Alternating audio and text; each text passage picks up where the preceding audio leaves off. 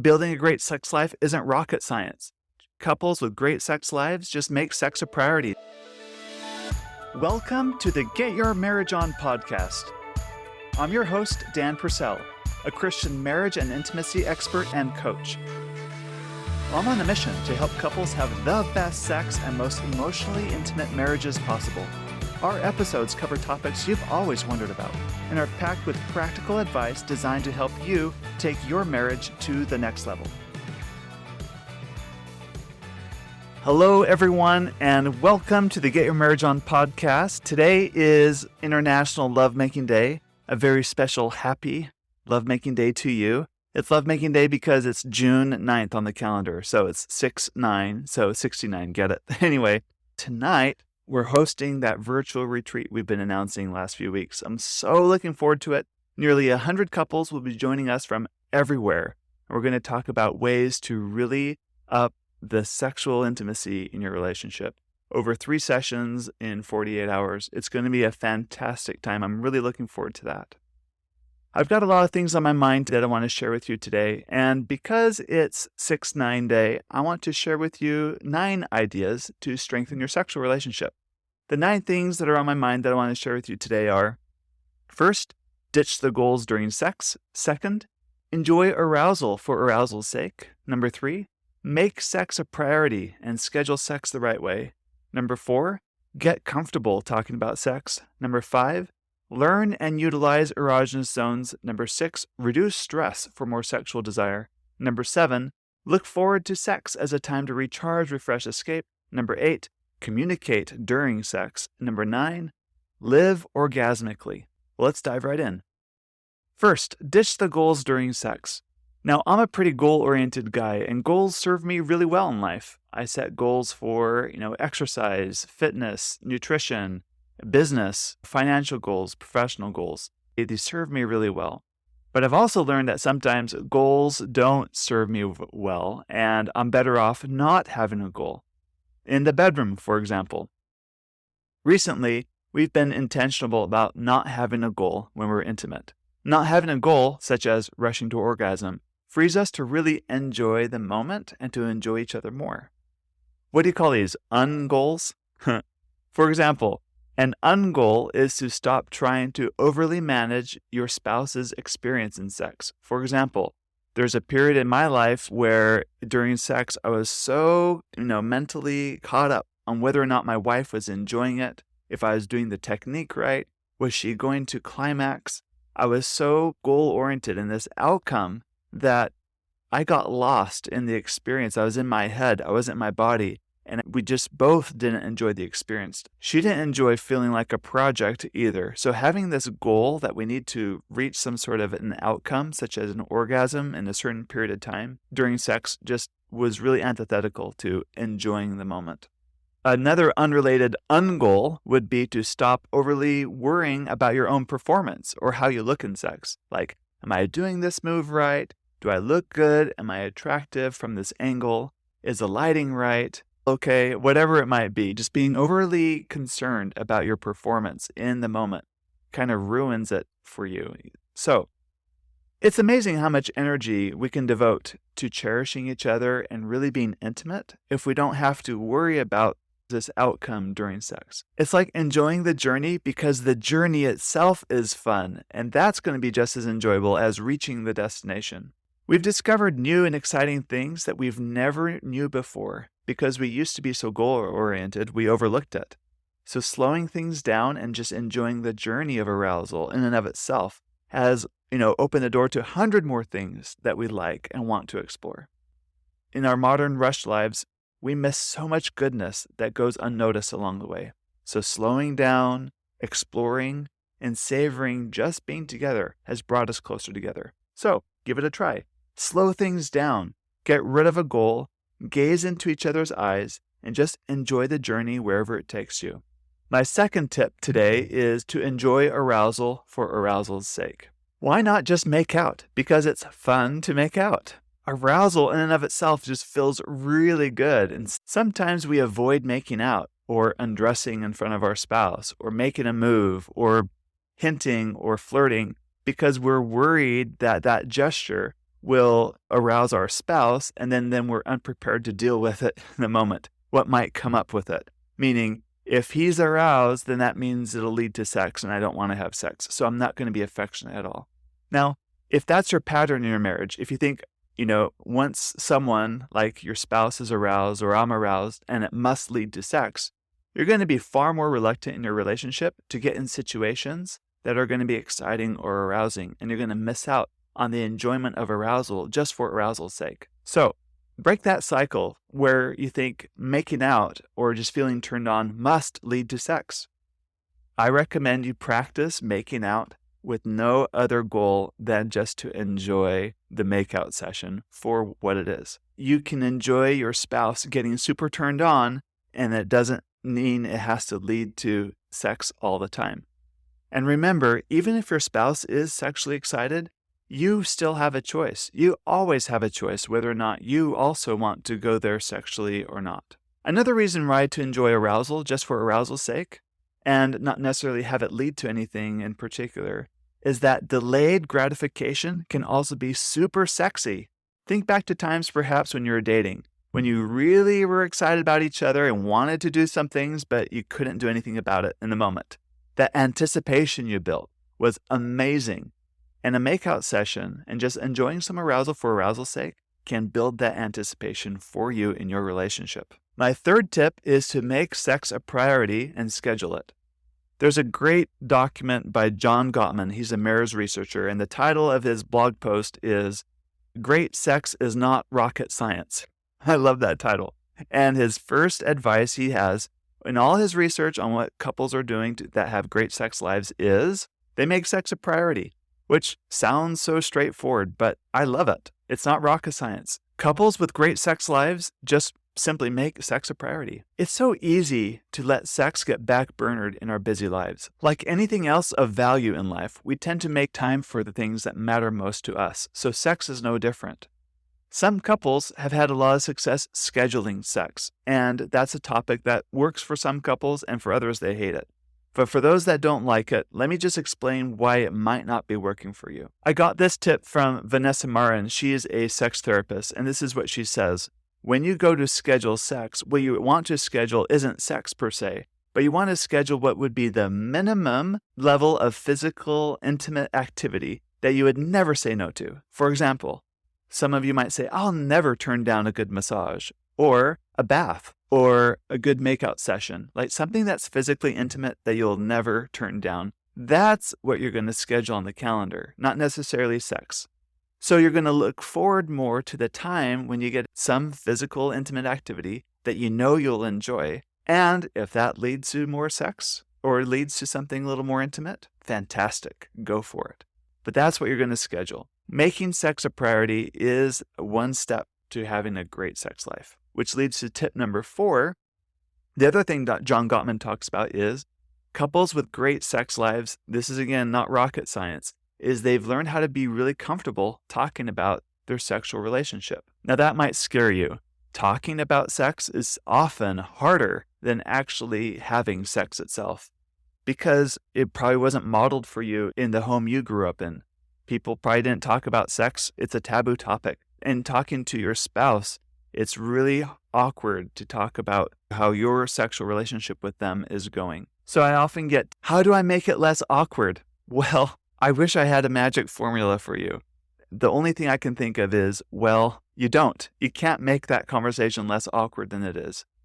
But instead, you increase your awkwardness tolerance. You increase the ability, your capacity to tolerate the awkwardness of that conversation. Oftentimes, we're managing other people's emotions too much in our marriages, and that leads us to self-edit and limit our ability to really be intimate. And remember, it's the meanings that you are creating in your sexual relationship that matter the most. It's when you touch me this way, it means that you really love me or cherish me. Or when you do this move, or this is why this sexual behavior is so incredibly interesting to me, because it represents freedom for both of us, or comfort with our bodies, or whatever it might be.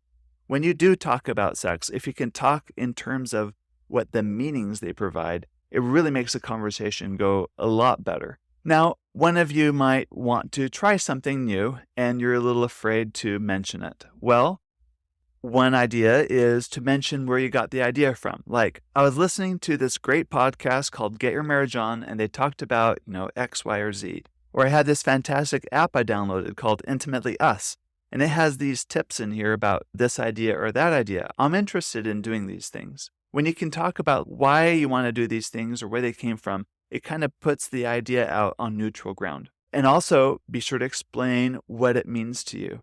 And third tip on this is to be really open and collaborative. The very best marriages are collaborative.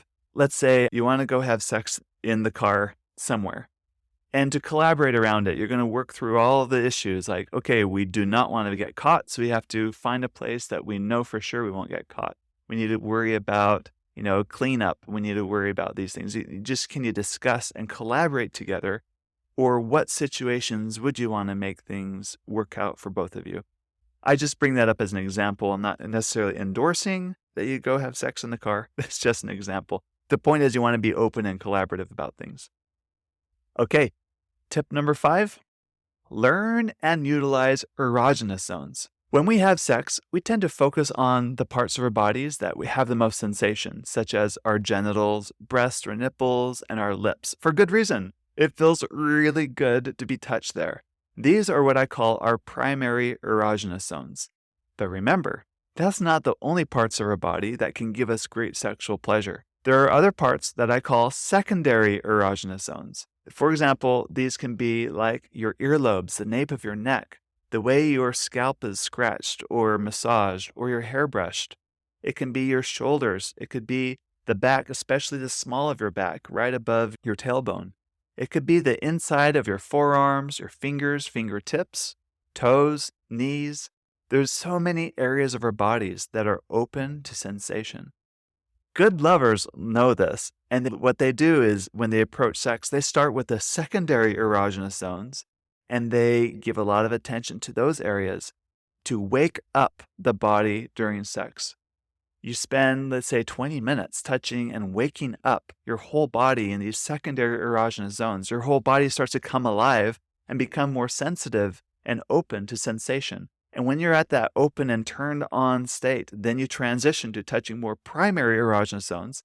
It makes the touch in those primary erogenous zones that much more amazing. Number 6, reduce stress for more sexual desire. The number one sexual desire killer for most people is stress. So learning how to relax is so critical. I think of all the tips, I think this one's the most important because we live in such a stress-saturated culture right now. Do you know how to relax? Do you know how to let go of things in your mind that are outside of your control? Now, stress in and of itself is neutral. There's productive stress and unproductive stress. And I'm going to talk about more of the unproductive stress in a moment. But first, let's talk about productive stress. There are some things that stress us or give us anxiety or whatever you want to call it. They actually spur us into action. These are things that motivate us to move forward. Those are good kinds of stresses. These are things like goals, deadlines that help us to really focus to get things done. There's also stresses in a relationship like my spouse is really challenging me in this area and I'm going to grow up to meet this challenge. Those are good things that stress us and help elevate our marriages to a higher level. So being just absent of stress, or like this couple I've coached where he is so sensitive to stress from his wife that she thinks a better option is for her to just absolutely not get involved in his life at all. So he doesn't have any stress from his wife. That results in a very empty marriage, right? Because she can't bring her whole self to him without him being afraid of, being stressed out by her. And then there's no honesty, there's no openness in that relationship. So any good relationship is going to have some form of productive stress. We also have a lot of unproductive stress. This is where we stay up too late. We don't get enough sleep. We don't exercise enough. Our diet is off. We don't have the energy. It's amazing how when your baseline health in your own life is under somewhat level of control, that it gives you the strength to handle head-on the pressures of everyday life. The quickest way you can improve the sexual climate in your relationship is being better at sharing your mental load. In too many couples, too many relationships, there's this invisible mental load. This is like the never-ending, always running to-do list. And in most relationships, it's the woman in the relationship that carries the majority of this load. So her ability to explain and share with her the often invisible things that are on her ongoing to-do list with her husband, and a willing husband that's willing to be like equally yoked with her in all the household responsibilities and taking on those invisible tasks, they will often both feel more free, and as they work and collaborate together better, there's going to be less overall stress in the relationship. And sometimes you're just going to need lifestyle changes.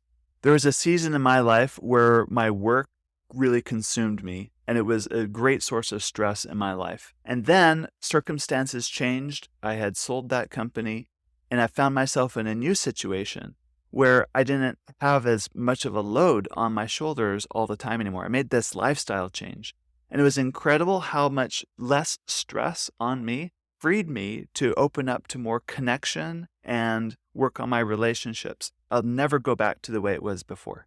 Tip number 7 is to look forward to sex as a time to recharge, refresh, or escape. Now, I overheard women talking one day. One was pregnant. The pregnant woman said, she's actually looking forward to having her baby so that she can enjoy at least a 6-week break from her husband's nagging for sex. And I overheard the other woman, in that conversation say, "Oh man, I'm so sorry for you. I actually look forward to sex and I miss it during those 6 weeks. Because for me, sex is a time I get to be pampered. I get to be worshipped for being me. And it feels so good." Kind of funny, the different viewpoints, right? For one woman, sex is an obligation or a duty. For the other, it's a place for her to escape with her husband. It's a place for her to really let her hair down. It's her way of recharging, refreshing in that escape. So I want to ask you, which of the two are you? Is sex for you a vacation from the mundane parts of life? Or do you feel like it's another added chore that adds to the mundane things of everyday living? If sex could be more of a vacation for you, how would you approach it differently? And if sex doesn't feel like a vacation for you, ask yourself, what's the one thing you think you can change that would make it something more refreshing for yourself? If you'd like more help on this, you're welcome to get on a coaching call with me and my team in my Next Level program and really help you discover how you can find so much joy, refreshment, and excitement in sex. Really make it an escape, something that you look forward to engaging in because you know it's going to recharge you and refresh you. I also want to mention, in a lot of my coaching, I run into couples that look at sex as a refresh, recharge, or escape in different ways. For example, some of the women I coach have this mentality that sex is for the man or sex is for the husband. And when that's the main thought, it's hard for her to think that sex is something for herself that she can enjoy for herself. There's one particular woman that comes to mind that really challenged her thinking on that. She did some research, she read some books, and then she started to explore her sexuality more and started to learn that she's got a great capacity for pleasure. And sex became something she actually really looked forward to and to really enjoy for herself because she knows she likes it. And thankfully, she had a very supportive husband that was really open to letting her have this space and time for her to explore her sexuality. And they could really collaborate in that. Now, sex to them is purely a delight. They have young children, and sex is their way to recharge and refresh after a busy and long day. The other side, though, is when you think you are entitled to sex, where you think you're entitled to this refresh or recharge or this vacation. So you use your spouse as kind of like your stress reliever. That's not helpful or productive in a relationship either. It's really unkind to make your spouse your stress ball. If that's the case in your dynamic, you need to take a step back and look at how your marriage operates now, and in what ways are you making the kind of sex you want to have the dominant way of having sex, and not making enough room for two people in your relationship to really step in and thrive, to kind of have the relationship you both want to have, so that sex is something you'll both be excited to engage in. Tip number 8 is to communicate during sex. In popular media, such as sex scenes in movies, you see couples hardly talk to each other. They seem to just know what to do, and sex feels awesome. It's so spontaneous all the time. Now, that might be the case in your relationship, but at least for myself and the couples I coach, that's really not reality for the majority of people. You know what I've learned? Great lovers actually communicate a lot in the act of sex, and it sounds like this. More to the left, softer, right there, don't move. Yes, that's it. Okay, harder, and so on. There's a lot of communication during sex. We also make the mistake that what I like to receive for me is what my spouse would like to receive. For example, for a lot of men, they like it to go harder and faster the more they're aroused and the closer they get to orgasm. But women prefer consistency and steady, even to the end. As they get more and more aroused, don't speed up, don't change the rhythm, don't go more intense, just keep it steady. Being able to communicate things like this openly will enhance your sexual encounters a ton. This is what it's called to be in tune with each other. Attunement is like mindfulness applied to your relationship. It's knowing what's going on in my body and my sensations, while also taking into account what my spouse is experiencing. And it's an open communication, it's this flow. And that's how you can have this attunement during your sexual encounters that will make it better. My last tip for you today is to live orgasmically. Living orgasmically is about having the pilot light of desire always lit so you can jump in at higher levels of arousal whenever. My wife and I just recently watched the movie Sense and Sensibility. It's a Jane Austen story adapted to film. I won't spoil it for you, but it takes place in the Regency era in England when women had a lot of restrictions of who they can marry and not marry. The main character falls in love with another man, but of course he's more economically privileged than she is, so it's kind of socially incorrect for them to marry each other.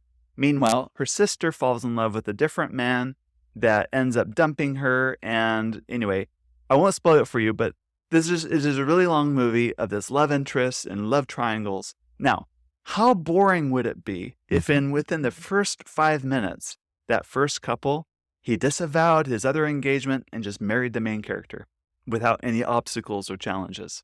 It would be a really boring movie. And movies aren't structured that way. In fact, great stories take you on this roller coaster of emotions, of highs and lows and unexpected twists and turns, because it's a delayed gratification that puts you in the story that makes you think, in the end, things are going to work out. I don't know how it's going to work. It's that thrill of emotion along the way is what makes a story captivating.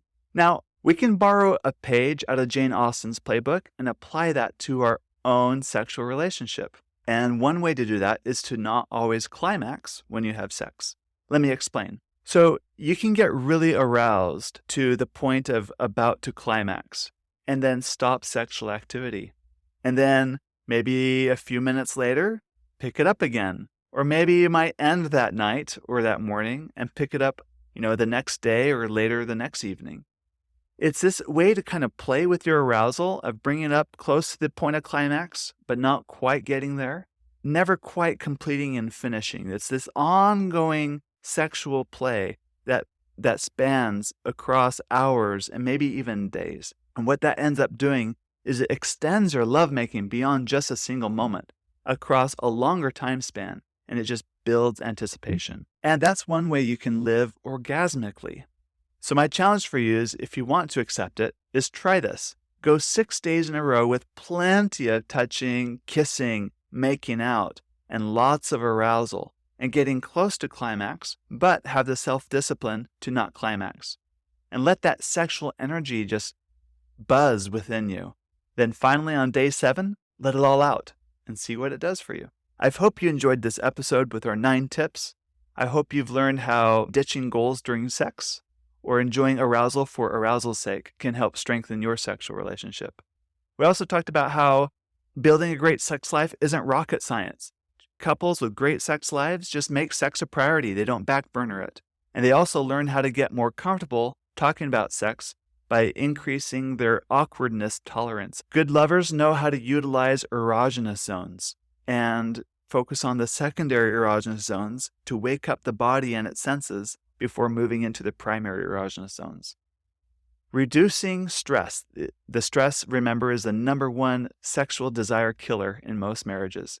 Reducing stress will give you more room for sexual desire. And look forward to sex as a time of a recharge, a refresh, an escape. And if that's not your mentality now, get some coaching to help you get there.